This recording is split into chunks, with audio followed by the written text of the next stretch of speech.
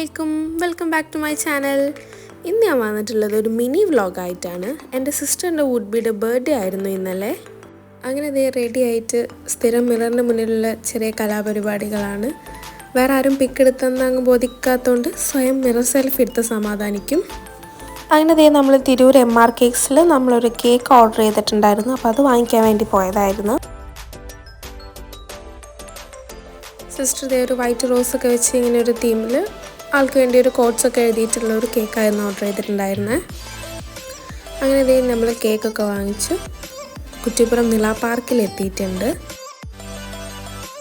നമ്മളവിടെ എത്തുന്നവരെ അവിടെ അത്യാവശ്യം നല്ല മഴ ഉണ്ടായിരുന്നു. ആ സമയത്ത് മഴ ഒന്ന് ജസ്റ്റ് നിന്നിട്ടുണ്ടായിരുന്നുള്ളൂ. അങ്ങനെ നമ്മൾ ആളൊഴിഞ്ഞ സ്ഥലത്ത് കേക്കൊക്കെ ഇന്ന് കട്ട് ചെയ്യാൻ വേണ്ടിയിട്ട് നല്ലൊരു സ്ഥലം നോക്കിക്കൊണ്ടിരിക്കുകയായിരുന്നു. നല്ല മഴ കറുത്ത് വരുന്നുണ്ട്.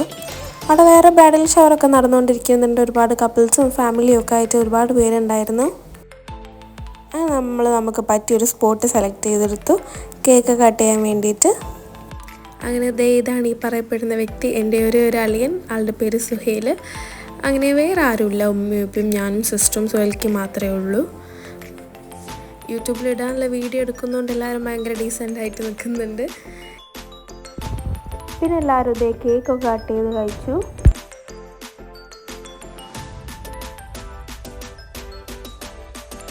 ഉമ്മാക്ക് ചെറുതായിട്ട് ഷുഗറൊക്കെ ഉണ്ട്. അപ്പോൾ ഉമ്മ അതിൻ്റെ ഇടയ്ക്ക് ഉപ്പാക്ക് കൊടുക്കാനെന്നുള്ളത് എനിക്ക് കേക്കൊക്കെ എടുത്ത് കഴിച്ചുകൊണ്ടിരിക്കുകയാണ്. അങ്ങനെ അത് കഴിഞ്ഞതിൻ്റെ ശേഷം ഞാൻ എൻ്റെ വകയായിട്ടുള്ള ഒരു ഗിഫ്റ്റ് സുഹേൽക്കാക്ക് കൊടുത്തു.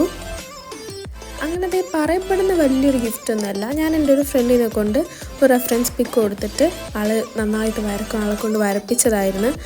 അടിപൊളിയായിട്ട് മാഷാഅല്ലാ ഞാൻ കൊടുത്ത റെഫറൻസ് പിക്ക് പോലെ തന്നെ ഉണ്ടായിരുന്നു. ഞങ്ങൾക്ക് എല്ലാവർക്കും നല്ലോണം ഇഷ്ടമായി. അതിനുശേഷം സിസ്റ്റർ സുഹേൽക്കാക്ക് ഒരു വാച്ച് ഗിഫ്റ്റ് ചെയ്യാണ്. വീഡിയോ എടുക്കുന്നതുകൊണ്ട് രണ്ടുപേരും വല്ല അവാർഡ് കൊടുക്കുന്നത് വാങ്ങുന്നത് പോലെയൊക്കെയാണ് ചെയ്തുകൊണ്ടിരിക്കുന്നത്.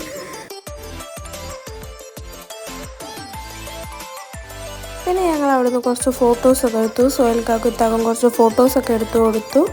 നല്ല മഴക്കാർ വരുന്നുണ്ട്, അപ്പോൾ വേഗം അവിടുന്ന് പോകാമെന്നുള്ള പ്ലാനിലായിരുന്നു. അങ്ങനെ ഇതാണ് ഞാൻ വരപ്പിച്ച ഫ്രെയിം. മാഷാഅല്ലാ അടിപൊളിയായിട്ടുണ്ട്. ഇതേ ആൾക്ക് കൊടുത്ത ഓർഡറിൽ ഞാൻ നല്ലോണം സാറ്റിസ്ഫൈഡ് ആണ്.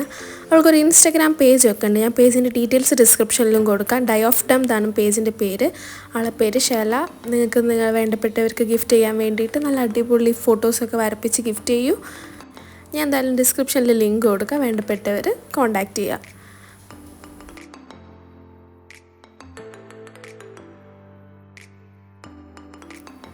പിന്നെ അവരവിടെ നിന്ന് ഫോട്ടോസൊക്കെ എടുത്തുകൊണ്ടിരിക്കുന്ന സമയത്ത് ഞാൻ പാർക്കിൻ്റെ കുറച്ച് വിഷ്വൽസ് എടുത്തുകൊണ്ടിരിക്കുകയായിരുന്നു.